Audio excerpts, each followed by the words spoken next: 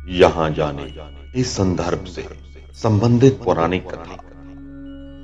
महाकवि विद्यापति, जिनका जन्म सन 1352 में हुआ, भारतीय साहित्य की भक्ति परंपरा के प्रमुख स्तंभों में से एक और मैथिली के सर्वोपरि कवि के रूप में जाने जाते हैं।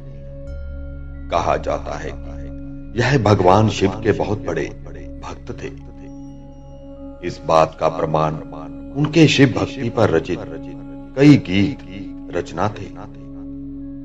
पुरानी किंवदंतियों के मुताबिक भोलेनाथ विद्यापति की भक्ति व रचनाओं से बेहद प्रसन्न थे। एक दिन भगवान शंकर की उनके घर नौकर बनने की इच्छा हुई। फिर क्या, महादेव एक साधारण से व्यक्ति का वेश धारण करके पहुंच गए। कभी विद्यापति के घर और उनके यहाँ नौकरी करने की इच्छा जाहिर की। कभी विद्यापति की आर्थिक स्थिति ठीक न होने के कारण उन्होंने उगना अर्थात भगवान शिव को नौकरी पर रखने से मना कर दिया। लेकिन शिव ने उन्हें सिर्फ 2 वक्त के भोजन पर रखने के लिए तैयार कर लिया। एक दिन विद्यापति राजा के दरबार में जा रहे थे। उगना भी उनके साथ चल दिया। तेज गर्मी और धूप के कारण विद्यापति का गला सूखने लगा। आसपास जल का कोई स्रोत नहीं था। विद्यापति ने उगना से जल का प्रबंध करने को कहा।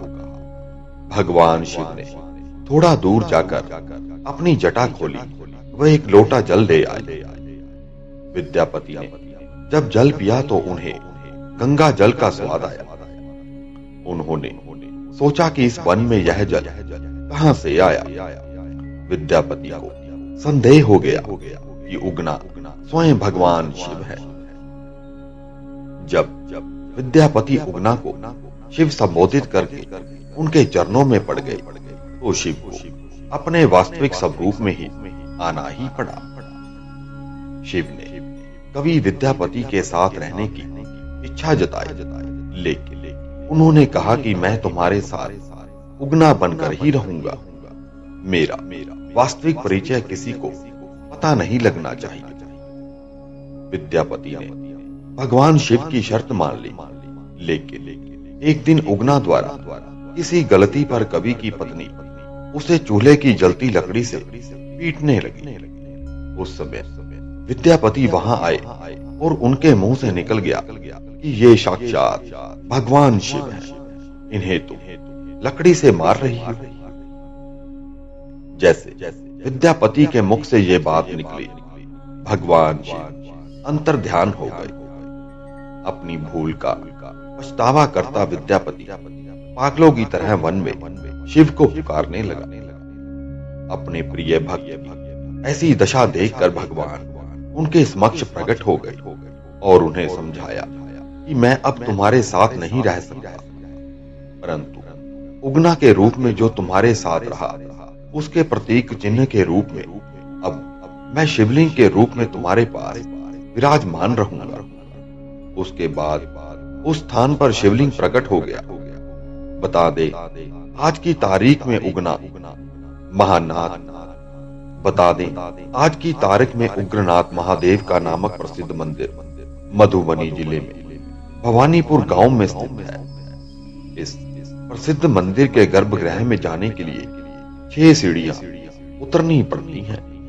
ठीक वैसे जैसे उज्जैन के महाकाल मंदिर में शिवलिंग तक पहुंचने के लिए 6 सीढ़ियां उतरनी पड़ती हैं। यहाँ स्थापित शिवलिंग स्वयं भू है, जो आधार तल से 5 फुट नीचे है। माघ कृष्ण पक्ष में आने वाला नरक निवारण चतुर्दशी उगना मंदिर का प्रमुख त्योहार है। वर्तमान उग्रनाथ महादेव मंदिर 1932 में निर्मित बताया जाता है। कहा जाता है कि 1934 के भूकंप में मंदिर का बाल भी बांका नहीं हुआ था।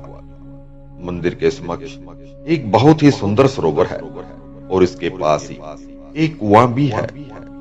इसके बारे में मान्यता है कि विद्यापति के घर नौकरी के समय शिवजी यहाँ से पानी निकाला करते थे। यही कारण है दूर दूर से श्रद्धालु इस कुएं का पानी पीने के लिए आते हैं।